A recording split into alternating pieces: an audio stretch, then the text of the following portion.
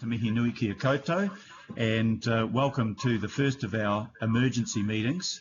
I'm here at some distance from core members of staff that will be participating in this, and we should be relatively safe from that point of view.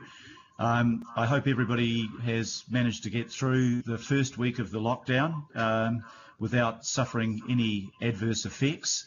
We're still seeing the seriousness of the problem internationally, and if you look at the United States, which is becoming the new epicenter, you see just how deep and how serious this problem is, and why it's really important that we have done collectively what we have in closing our borders, in locking down, and hopefully constraining the spread of the disease so that the hospital system can cope.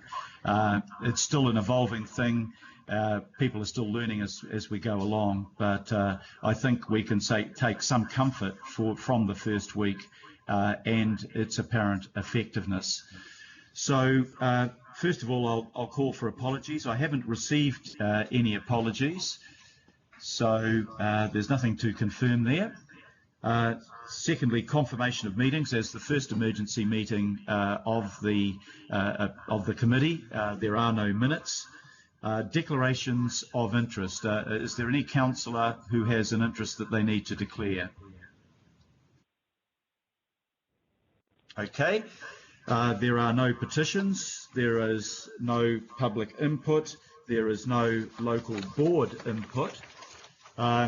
We come to extraordinary items, and I'd like to move that the Emergency Committee considers two extraordinary items, the first being the Council's response to COVID-19 to date.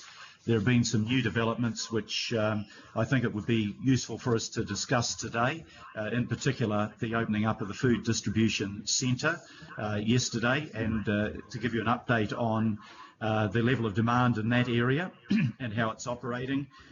And the second extraordinary item is a summary of the infrastructure criteria that has been announced by the government.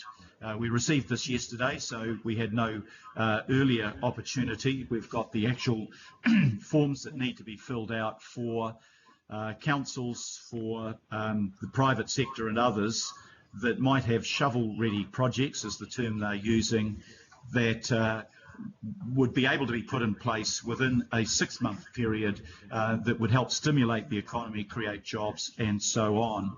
I think it's really important that we discuss these today, and I'm suggesting that we do these in open session.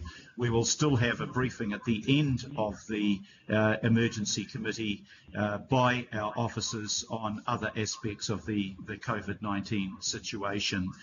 So I'll move accordingly. Do I have a seconder, please? Yes. I'll second, Phil. That's Desley Simpson I heard first there.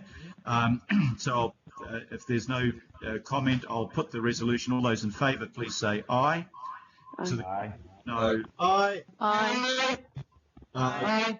Carried. I don't think we need a division on that one.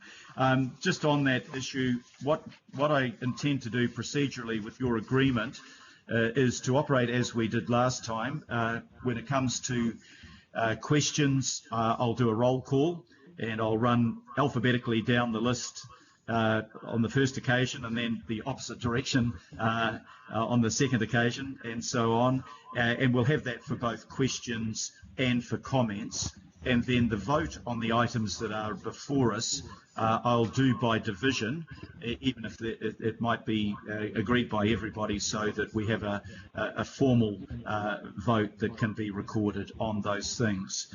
So